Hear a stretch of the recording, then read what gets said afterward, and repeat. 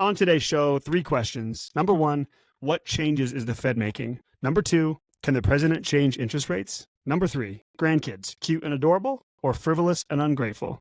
Let's go. Welcome to Dentist Money's 2 cents, where we help dentists navigate all the noise. I'm Matt. I'm Victoria. And I'm Rabih. Yeah, you are. Welcome. I hesitated. I gave you the gap. I'm changing up. You never know. You never know. Suspense. You build build suspense. Here we are. Happy Friday, everybody. Probably listen to this on Saturday. Either way, weekend vibes. Let's jump straight in. Rabih, you're feeling down. Let's just start with this. Before we jump into your topic. Rabih's your sad. Energy is low. Let's talk about this first. Yeah, it happens, but I think nothing will get me more excited than talking about the market. So by the end of my segment, you'll like see a that different pivot. vibe. Rabih's like, deflecting. the deflection. Okay, we'll talk about this later. We'll do a little therapy sesh. Okay, Rabih, let's jump in. What changes is the Fed making? Yes, so this week, we teased it last week. We're, keeping up our promises. We're going to talk about the Federal Reserve meeting. And they met this week, and honestly, a big change in rhetoric, a big change in narrative, and they reset expectations. So I got a mini paragraph with changes of what they used to say and what they are saying now and how it changed. They used to say that job gains remain strong, etc., etc. Now they're starting to say job gains have moderated. They used to say that unemployment rate has remained low. Now they say moved up but remains low. And then they used to say that there has been modest progress towards inflation. And now they say there's been some further progress.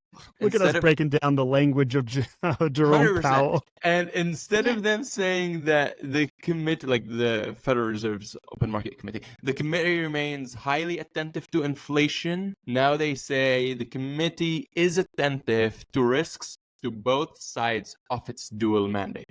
And this last sentence is what, the market took. And this just means that now, instead of them focusing only on inflation, they are weighing both sides of the risks. They're thinking of it in totality. They don't mind inflation if it stays high, as long as this doesn't hurt unemployment. So with that, they asked him a follow-up question, and he kind of indicated that in September, they're going to be doing their first rate cut.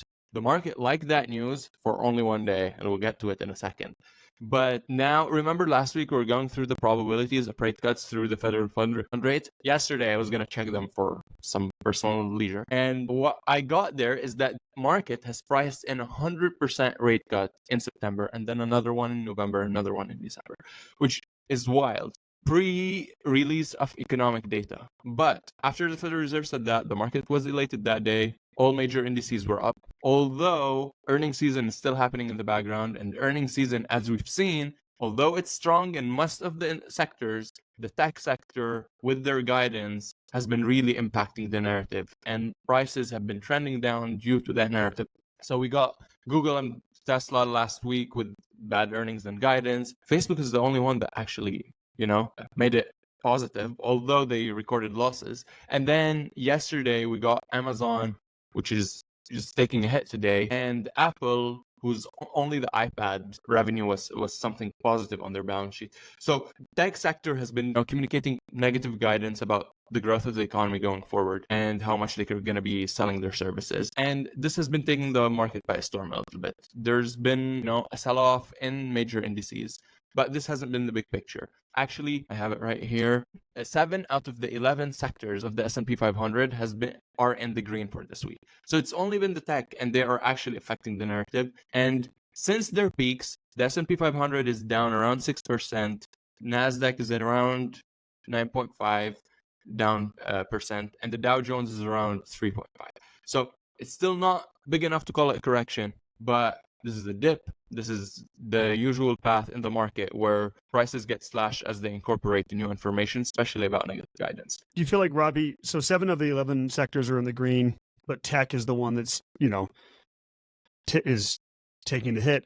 It feels like to me that because the narrative has been so much around tech the last 5-10 years, it's been driving the market. Like on one hand, it was like, oh, the market would be crap if it weren't for these tech companies. Now it's like almost reversing. It almost feels like this is a narrative issue, more like people just clinging on to what's happening in tech. Because again, if you look at the majority of sectors still are are in the green. How much truth do you think that there is to that, just that narrative around tech? Well, there's been a bull market that's overdue. It's about time to rebalance. And actually, it's validated by how asset classes have been moving. So if you do an interclass analysis, which means you are comparing I one love asset those class to interclass another. analysis. Let's go.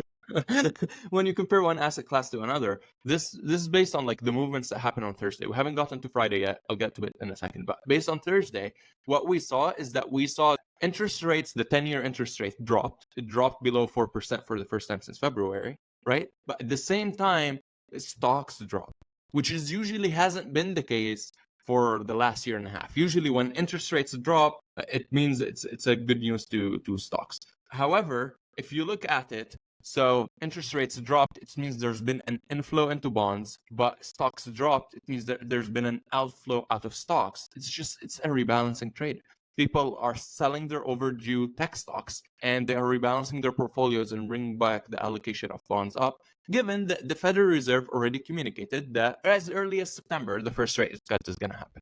So all of this sell-off in the market, given that earnings season is still a valid, strong earnings season, except for a couple of big names, is just the rebalancing trade. And this is how, this is the noise. The noise is that people are looking at their portfolios, they're saying a 2% drop every day, If you look at it day to day, it's going to hurt, but this is absolutely normal and textbook definition of a rebalancing trade. So let me summarize that back to you just to make sure that we're all understanding, the listeners out there understanding. So the rebalancing trade, we're saying like large asset classes, maybe this is just people selling off stocks to buy bonds or whatever, but you're even saying this could be within equities. This could be, if we're looking at intersectors, like we'll use an example, the tech sector has just been crushing everyone. Let's compare that to, and I'm just using an example of a sector. I have no idea how this specific sector is done, but let's say healthcare.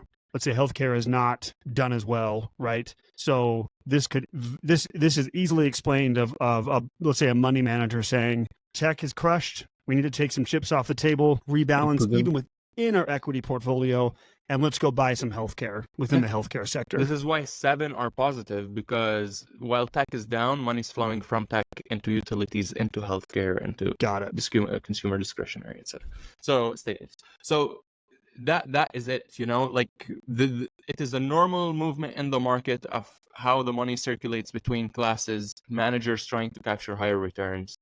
But so no need to worry in a sense. We're going to keep looking at it. Another indicator that calms people down is just looking at the VIX. If the VIX is below a 40, it means that there's no panic. People aren't going to hedge. It's around 26, which is slightly above its long-term average of like. Go, Victoria. I know what you're going to say. Go ahead. Am I making a face? Rabih, can we explain what the VIX is? Okay. So the VIX is the volatility index on the market. It's not like a collection of stocks like the S&P 500 where you track. It's an index that measures the amount of expected fluctuations that are going to happen in a 30-day period. And the way they calculate it is that they look at the prices of insurance products on the market. And based on the prices of these insurance products, they imply what they think the volatility over the next 30 days is going to be. When you look at it and you see a reading of a VIX of 30, it means that over the next month, they expect an annualized volatility of 30%. So 30% up, 30% down, but not for the next 30 days, for the year. So it's annualized. So you take that 30, you divide it by 12, and you know how much it's going to be for the month, which, this is going to be a 3% to the upside, a 3% to the downside. If the market, when it happens, moves more than that, the VIX reacts towards, etc. Yeah, I've commonly heard it as the fear index. 100%. Because it only moves up when people are freaking out. Yeah. Not during normal liquidations and rotations like these. Rabih, just to simplify this, you said right now it's 26. You're saying 40 or above 40? Usually. Ballpark, is the average? No. The average for the VIX is around 18, 19. Okay, so we're still above average. We're above average. But not in like freak out territory. No. Okay. No. Really normal right now. Like let me just give you some historical context. And all of 2022, when the Federal Reserve was cutting interest rates, it did not go above 35. 2020 elections, because those were contentious, people were hedging, the VIX got to 42. COVID, that was the highest the VIX has ever reached. It got all the way up to 86. Ooh. And in 2008, it went to 80. So So this is like my anxiety levels. yes, yeah, Cool. exactly. Actually, it is the I'm starting asking aggregate everyone in the anxiety of office. the market. I'm going to ask you your What's your personal VIX score? Yeah, I want to know Robbie's personal VIX score right Yeah, now. yeah, just for your life. Yeah, exactly. How volatile is your life going to be over the next 30 days? How volatile are you going to be today? Pretty Yeah. good. I'm running at like 70. We're all good. Perfect. Oh, Yes. you're on average. Okay, Perfect. cool. We're all Yeah. good. I'd say I'm below average right now. Okay. Yeah, that's good. I'm chilling. Yeah. Yeah, I'm chilling. We're such nerds. Anyway.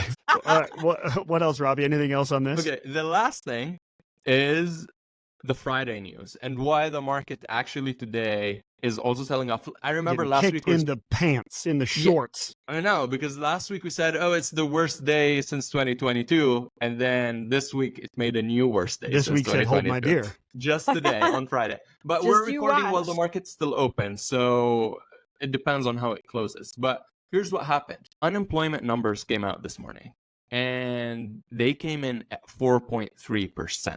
That's So 0.3% above the target. Last reading we got was 4.1. Their target is to keep it at 4. So now, and I don't know, it's like a very funny coincidence. 2 days after the Fed says we're going to look at it in totality, we need to manage both risks, that unemployment risk got out of control. And now the market, kind of the equity market in a sense, is reassessing whether the Fed should have cut on Wednesday and not wait till September. What's going to happen between now and September? Because unemployment numbers come every single week. So we're going to get 3 more weeks of unemployment numbers that might be trending in a direction that the market does not like, indicating a recession, while the Fed is still not there to meet. So choppy waves, not something crazy, but this just signals the time where the Fed was saying we're going to sit and wait until the data comes in. The data came in. So let's see how they're going to move. So, Rabih, this brings up something that we didn't get to a couple of weeks ago. I think you were actually out because you left us for like a month. So selfish. So in Greece, whatever. We talked about, I don't think you were on this one. Oh, yeah, you're not, because I'm looking back at the questions on the doc, and the number one question was, where's Rabih? And so, where's Rabih? It was like the Carmen Sandiego. Where in the world is Carmen Sandiego? Anyway, do you guys know this? No? I sure don't. Okay, if you're listening and you know Carmen Sandiego, you get it. Okay, so I wanted to bring this up because we didn't get to this. We didn't have time. We were talking about a recession. We reminded people what is a recession, and we talked about some of the factors that people are pointing to of saying, are we triggering indicators of a recession? And one thing that you just hit on, which I'm guessing is why people are freaking out, is called the Somm rule. This is from Federal Reserve economist Claudia Somm. And the Somm rule says the economy is entering a recession when a 3-month moving average of the unemployment rate has risen by at least 0.5% above the minimum 3-month average seen over the prior 12 months. So it's simply put, it's just saying when you see a pretty decent shift in a short amount of time upwards in unemployment, this is a trigger, or what she's saying, a trigger in a recession. Yes. This isn't in no way trying to scare anybody, but we're trying to give some context here. The Somm rule would have been triggered in all 12 of the recessions seen in the U.S. since 1947. However, the signal kicking in on average about 3.5 months after the recession had started. So it's not exactly in line. There were 2 periods in late 1959 and then in mid-2003 when the rule implied a recession, but it didn't actually happen. So it's not perfect, but it's a decent indicator, not to mention the inverted yield curve. I think with those 2 things. Anyway, any thoughts on that, Rabih? I'm 100%. glad you brought this back up because I think this is a good time to kind of circle back on that. 100%. 2 points. First thing on the yield curve, given now that the Federal Reserve started indicating when the rate cuts are going to be happening, the yield curve has already reflected it. And although we're like 760 days-ish into this inverted yield curve regime, which is the longest ever recorded, the spread between the difference, for example, the 10-year and the 2-year, is at its lowest, and it's only 0.8. So at one point it was like 1.5% difference in the spread. Now it's narrowing down, and so you're saying it's getting back to being reverted. Yeah. So we'll go back to an inverted upward sloping yield curve regime, which is what is normal. But this is usually when the indicators for recession start. So this is, I think, the trickiest part. They've been communicating soft landing for the last 2 years. They're so close to actually making it happen.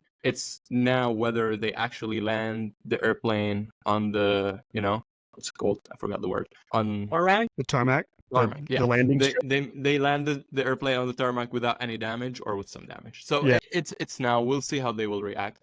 As for the SOM indicator, it's literally a momentum indicator, because you are saying once the current reading so much above the recent average over a certain period of time, it's telling you that the most recent data points are moving at a much faster pace than the ones that were a little bit previously before it.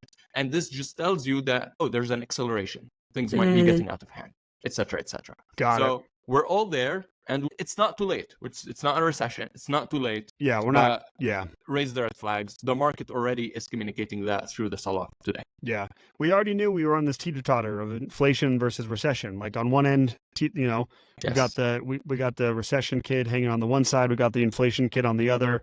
They're both trying to balance it out. So I think everyone's known this. Like there's risks on either side of this. The last thing on this, I did write down here in those notes. We didn't get to it. We're reviewing the SOM rule now. I had written, if the unemployment rate were to edge just 0.1% over the next few months. So the last reading was 4.1.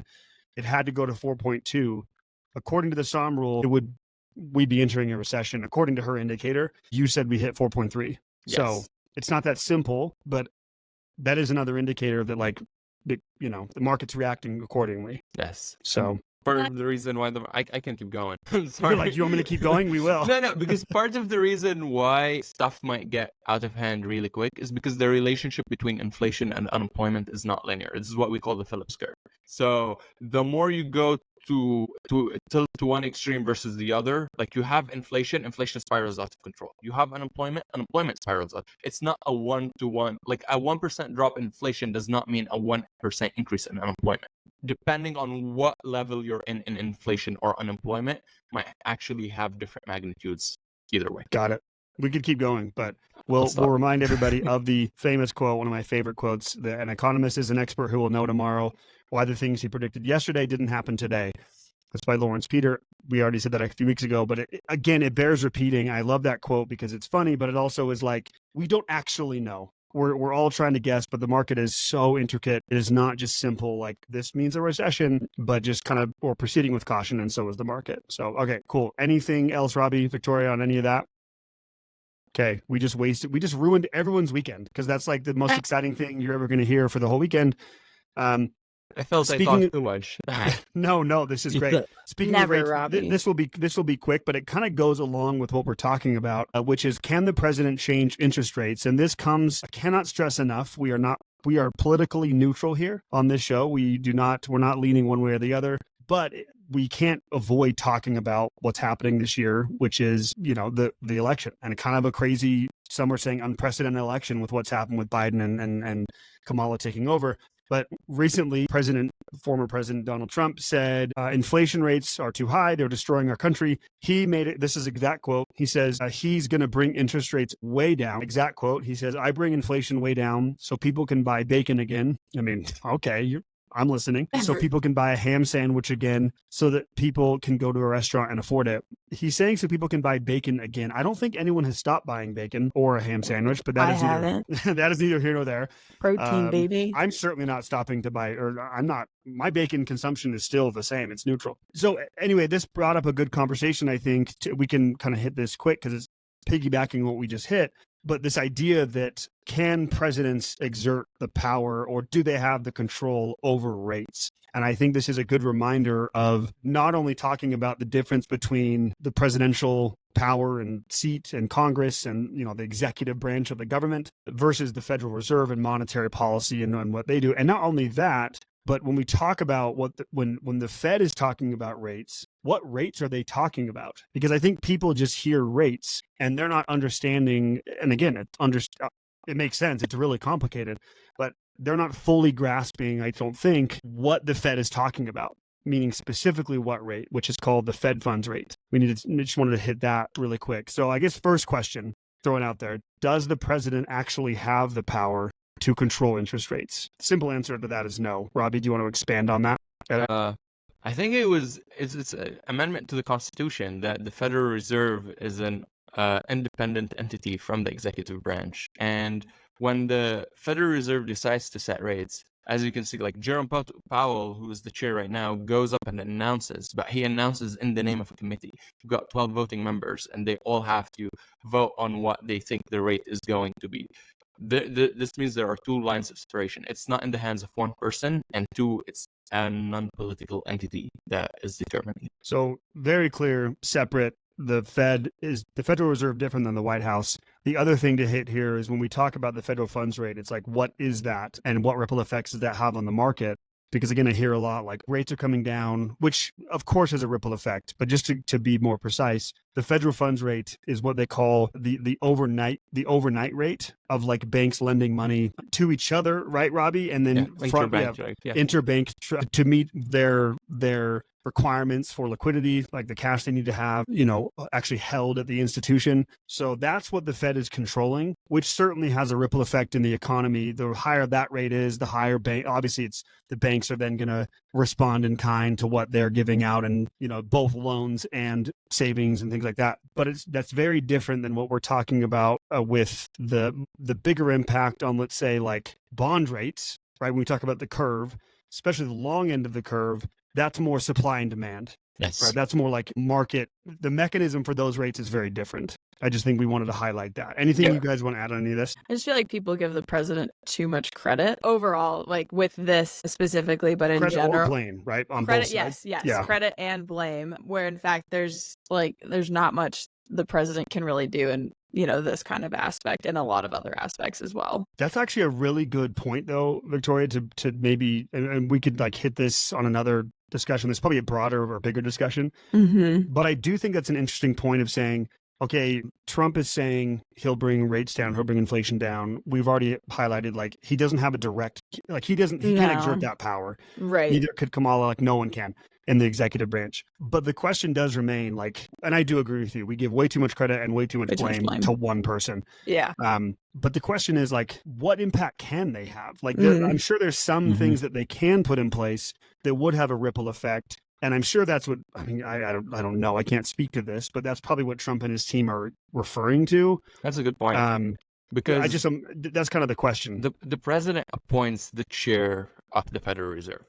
I think this is the pressing point, but this is not the case anymore. Like, I'm thinking of a potential Federal Reserve chair candidate who is ambitious for the position. They would become a yes man. Jerome Powell has been in office since Trump appointed him, right after Janet Yellen. He has a good legacy in terms of how, although with some mistakes, but how he dealt with the economy and COVID, how they're dealt with the inflation, and how they're very close to pulling off a soft landing. So that person does not need to add anything to his resume in a sense. So he would be less prone to political pressure. And the political pressure aspect that comes from the president is when the president appoints him. And it just happens that the current term for Jerome Powell expires in May 2026, which means it's too far away for the politician to tell him, hey, once I'm in office, whoever the politician is, I'm going to punish you for it. So I'm going to replace you, etc., etc. While, yes, there are tools and the president can affect from the appointment power that he has, it is weak in this case. Don't you guys think? Yeah, for sure. And I don't know this. I don't know, to your point, Powell's term is till 2026. I don't know, and maybe you do know, Rabih or Victoria, like the power the president has of shortening that term, or like, I don't think so, right? Once it's set, it's set. It's set. Okay.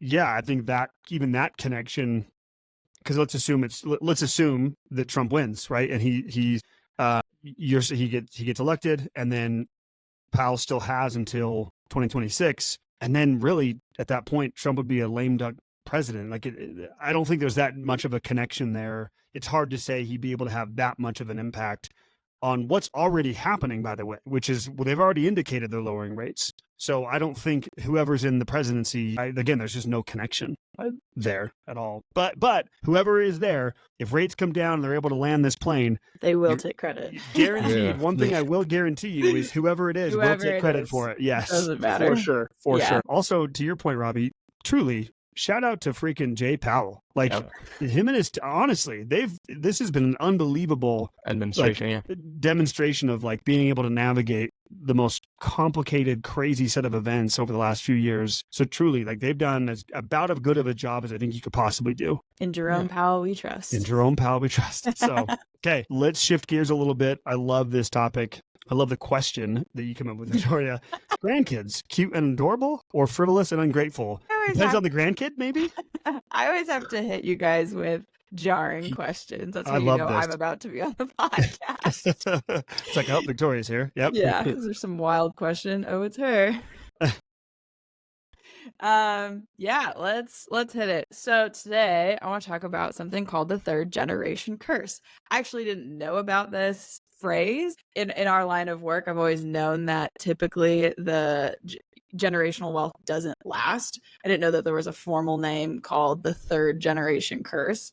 And that comes from the idea that most of the wealth that you create yourself during your life will be gone by the third generation, so your grandkids. So this happens to, I think the stat is 90% of families will lose their wealth that they created by the third generation. So your grandkids might be ruining everything you've created to build or created in your life. Sorry, really quick. That's such an we don't need to go here, but it makes me think what an interesting conversation this would be, kind of going down that road a little bit with this idea and this debate politically around estate taxes and like what is more beneficial. Like I'm just sitting here, my first thought, and I'm probably thinking about this the wrong way, but when I hear that, I'm kind of like, because that money's being spent. It's being spent away. It's like, maybe you should we should have the estate taxes be higher or not be something that you tax that away. You'd rather have that go, assuming that the data shows that generation after generation is just being spent away. It's like, this actually probably helps the economy. Anyway, side note. That's a fair point. I think a lot of it comes from poor estate planning and lack of education, mostly just not passing down those money skills. And then also, if you create generational wealth and your kids and grandkids are born into it and don't really know the consequences that you had to go through, so they don't value it as much. It's not as big of a motivator because they don't know what that life is like. Yeah. And it makes sense that it's the third generation because the children probably saw and felt and still had like that psychological connection to that money and that wealth being created. They probably had the like feeling of like knowing what it was like before the wealth. The grandkids, 0%. Zero. They did not feel that whatsoever. Right. I don't know. It kind of begged the question a little bit for me. Is generational wealth overrated? Because I hear that a lot, especially on like consultations and meeting dentists for the first time. It comes up, like, I want to create generational wealth and this is the reason for my whole life policy or whatever. You kind of use different things to justify it. But if like maybe that's not the whole, like what your focus should be entirely on, maybe in addition to creating this generational wealth, what is equally as important or potentially more important is that you have a solid estate plan and you actually teach your kids how to manage this, because they're not born knowing how. You had to learn and you did learn, but it doesn't mean that they inherited those genes automatically. So now I'm kind of sitting here questioning if generational wealth is overrated. Well, to that point, I think it's we talk about this all the time, right? What are you optimizing for in your life and understanding the trade-offs? I think to that point, Victoria, it's what are you passing down to your children? I think people just always assume that wealth is the only thing you can pass down or money is the only thing you can pass down. It's like, and it's not. You can create generational wealth without passing down a bunch of money.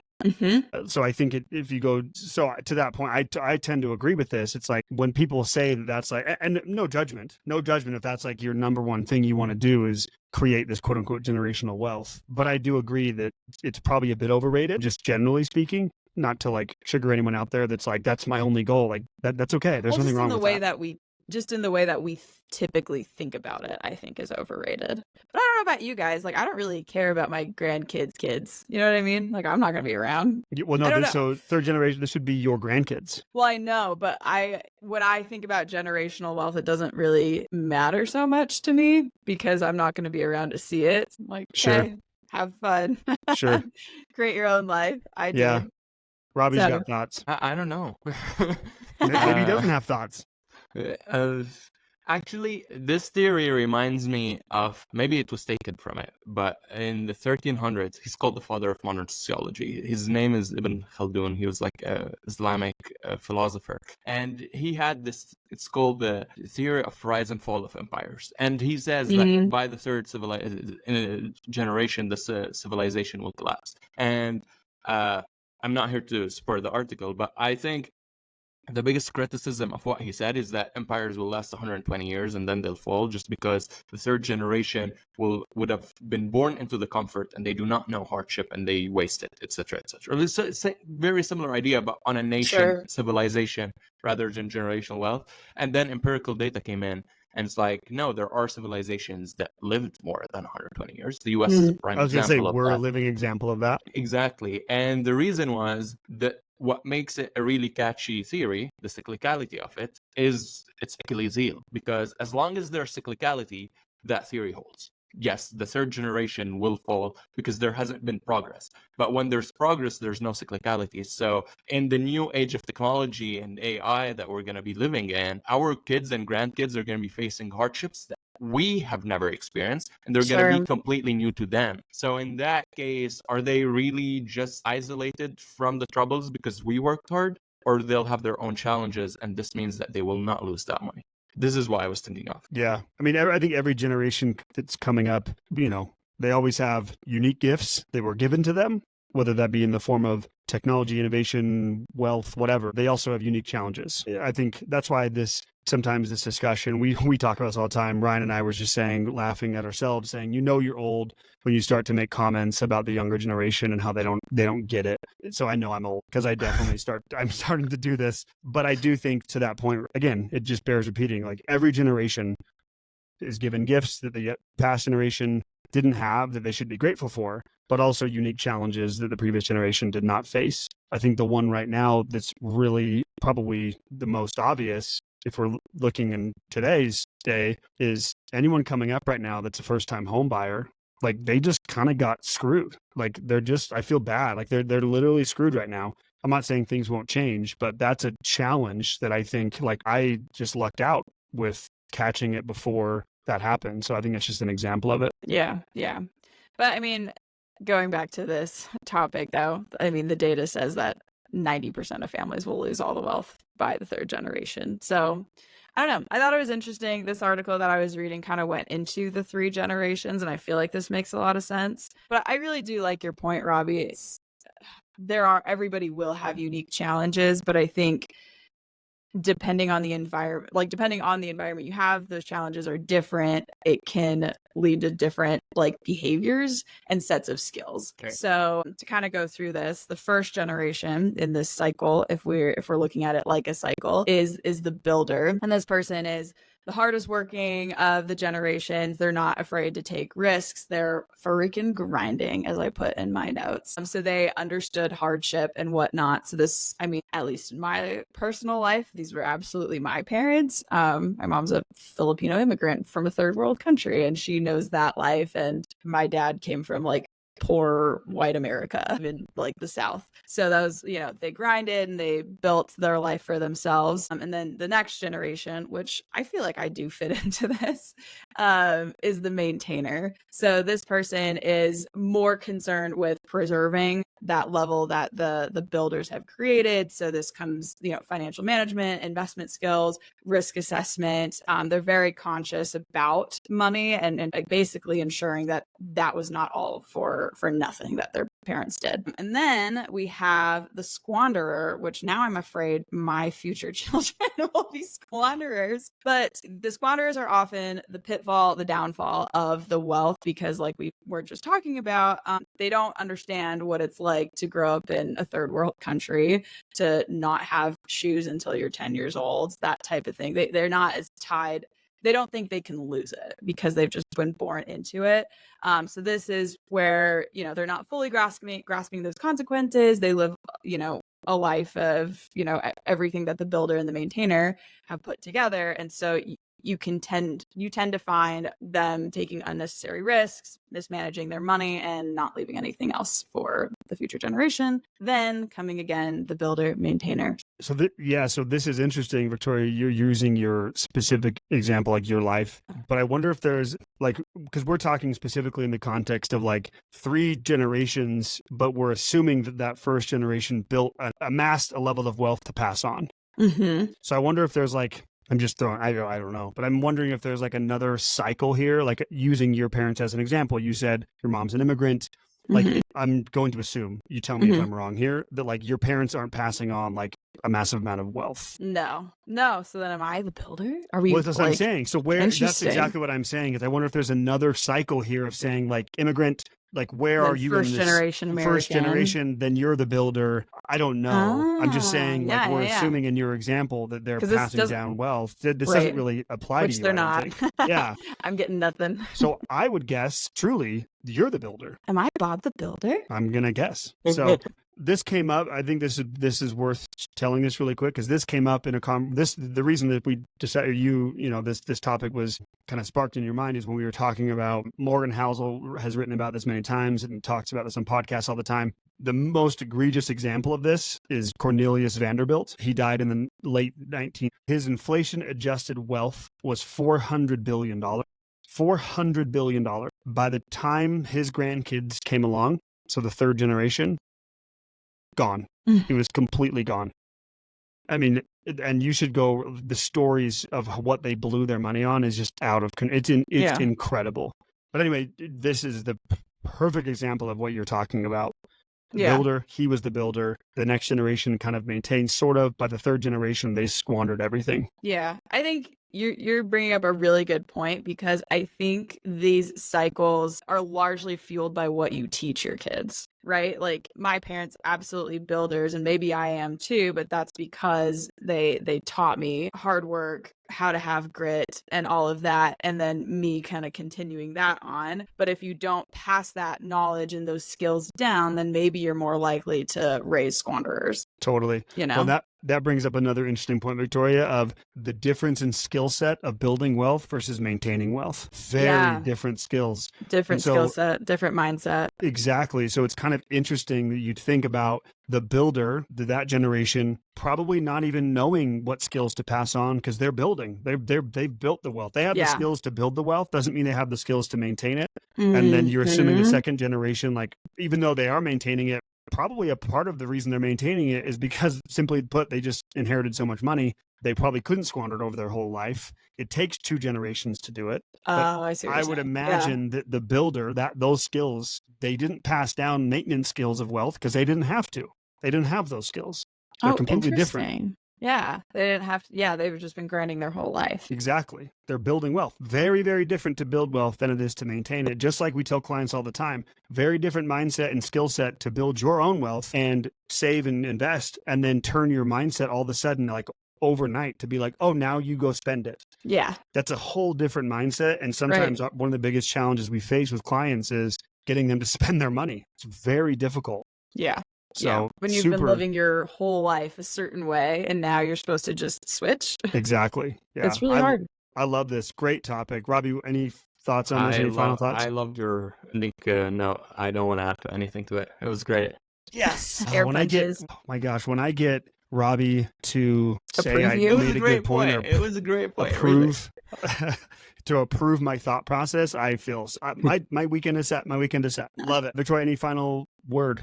This is a great topic you had. I love it. No, I just think the idea of creating generational wealth, there is way more to the story than just the nominal amount, right? I think this goes a lot deeper than people think. And if anything, I think the best thing you could pass on is the skill set and the mindset so that you can continue to build and maintain at the same time, because, like the Vanderbilts, that can get blown like so freaking fast. So what are you really giving them, right? So I just think there's a lot more thought to it. Can ask yourself, what do I want to pass down? What is my legacy here? Because I bet it's not like a certain dollar amount. Or maybe in my case, I was just kind of thinking maybe I should just spend everything that I like.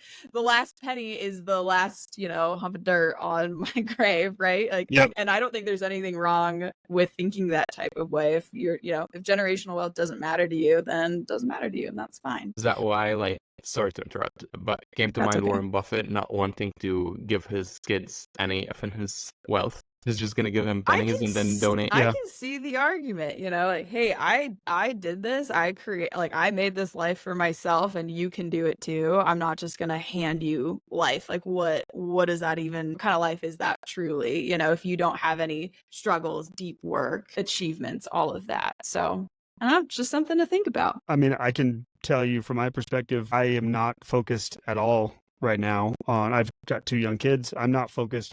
There's no thought in my mind right now of like anything that drives me and motivates me to pass on money to them. I'm not saying I won't. But I'm far more focused on raising good adults, raising good people, and like giving them the skills, hopefully, to like live a well-balanced life and be contributors to society and be good people. Like, I'm more focused on that. I'm passing on things like humility, hard work, like skill, those kind of things. If I pass on money, cool. But like, I'm not even focused on that even a little bit. Not saying people out there shouldn't be. That's your own personal goal. But this resonates with me so much because I'm not focused on that even a little bit. Money doesn't even come into it at all. Right. Yeah. I just think it goes deeper, and there's lots to think about with that. Yeah, I agree. Rabih loved this. Look at that satisfied smile. smile. Market's down who? Yeah, we just got it. We brought his energy back up. All we had to do was podcast a little bit. Go up Exactly.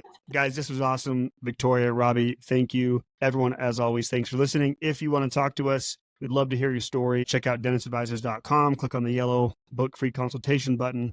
Again, we'd love to talk to you, see how we can answer any questions you have. Again, hear your specific story, even if it's just point you in the right direction, connecting you with someone in the dental space. We love doing that, or seeing how we can work together. If you're out there thinking, man, I should just talk to these people, just do it. It's the very least, talking to us, you're going to learn something, hopefully, and we'll be able to add some value to your life. So dentistadvisors.com. As always, thank you so much for listening. That's our 2 cents. Have a good weekend. Bye-bye.